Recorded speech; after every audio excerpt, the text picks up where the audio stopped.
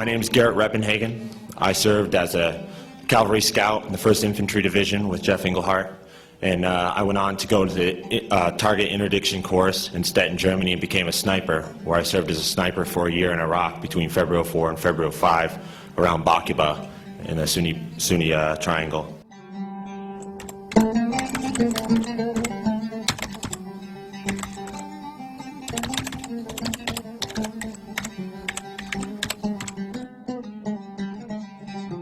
During our time, we did start one of the first anti-war mill blogs, Fight to Survive, and we were involved in a variety of GI resistance, and a lot of that didn't entail going AWOL or breaking Army regulations. In fact, in our entire GI resistance campaign that we did, we followed Army regulations to a T, and that led to us still getting an honorable discharge. One of the most important things I want to let everybody know is that there are ways to resist this war within Army regulations. You're a citizen soldier. You still obtain your rights as a citizen, and you're able to use those rights, and you should, since you're the one sacrificing basically to protect those rights.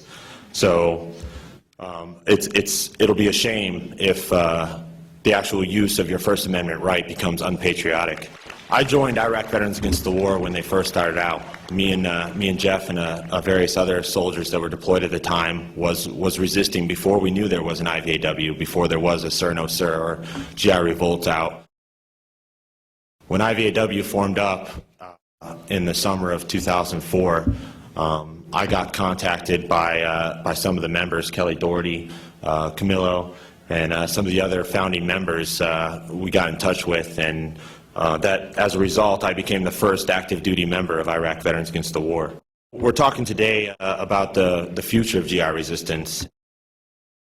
You can't help but try to predict the future by looking at the past, and I just think this Winter Soldier is so incredible. We're doing this far earlier than what the Vietnam vets did, thanks to their mentorship and their leadership and some of their guidance.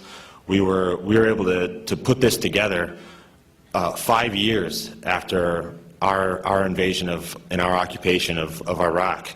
If you realize it, the Vietnam veterans, they conducted their Winter Soldier in 1971, and Vietnam War started in 1959. That's also 3 years after the Tet Offensive, which was in 1968. That's more than 10 years after the engagement started. We had over 400,000 American troops deployed in Vietnam at the time. We lost over 14,000 soldiers killed in action during that time in Vietnam. And I feel that we're ahead of the game, and one of the most powerful things, we might be less in numbers, and we might have less of a voice in the political atmosphere and the social atmosphere in America is very different now. But if we can start this resistance early, if we can get a jump on this movement, we can end this war before there's a Tet Offensive in Iraq. If we don't stop these occupations, this will escalate into a size greater than I think any of us are willing to sacrifice for. The military is very different now than it was in Vietnam. So when we look at GI resistance, we also got to look at what our military is doing. There's not a draft today, and that awareness out there in America. There's not college students that is fearing that they're going to get called up and put into this war. There's not parents out there scared to death that their child is going to be called up into service involuntarily. 75% of this war's veterans are still in the military. So the population of the pool of veterans that are out there, don't exist like they did in Vietnam. These men and women are still stuck in the military through stop-loss orders, through individual ready reserve programs. There's a different type of soldier today. They're career soldiers. They're professional soldiers. The men and women that I served with, many of them, that was their career, that was their job, and they took honor in that, and they didn't want to give that up. They might not have wanted to go to Iraq or Afghanistan over and over again, but they did take pride in the fact that they were soldiers, and they didn't want to lose that. Many of them have wives and husbands and kids that they're trying to support, and they thought that the military would be a good way to do that, a good career and a good job to do that. They didn't ask to be sent to Iraq into an illegal occupation of another country and basically oppress a people who don't want us there. They just wanted to be used in a just way when all peaceful solutions have been exhausted. That's when they thought they'd be sent into harm's way. Rotations are different now. Soldiers don't go to Iraq one at a time. There's not entire divisions that stay in Iraq and then just the individual pieces come in and out.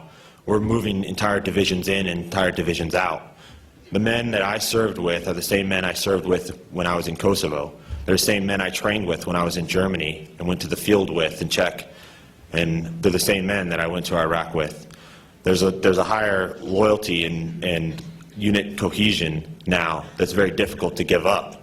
And many of these men and women feel that the military is their family, and they don't even understand us here at home and what civilians are doing.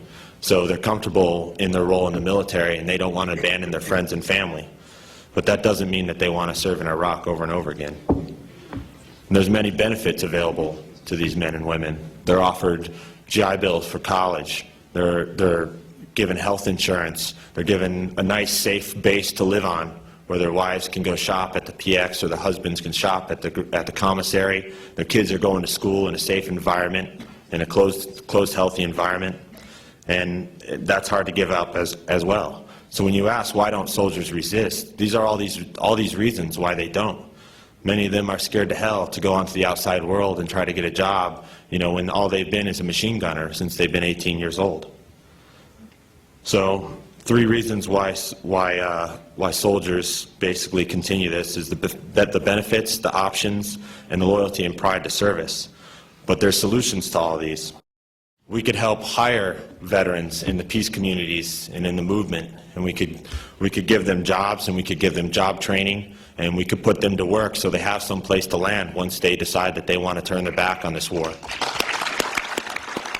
They can join this movement, and there's a lot of pride and loyalty in joining our Army and our Corps and fight for a cause that they believe in, fight for a cause that will change America for the better and stop these occupations. We're not going to come out and we're not going to recruit soldiers. We're not going to go recruit veterans. We're not going to try to trick you into joining us and into joining our cause.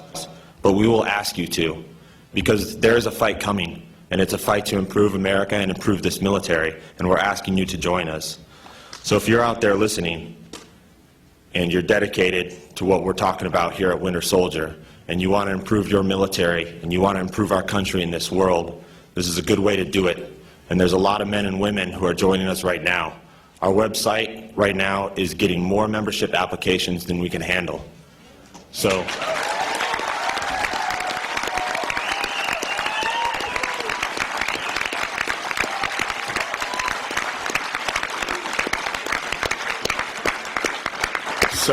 please go to IVAW.org, and there's membership applications on there.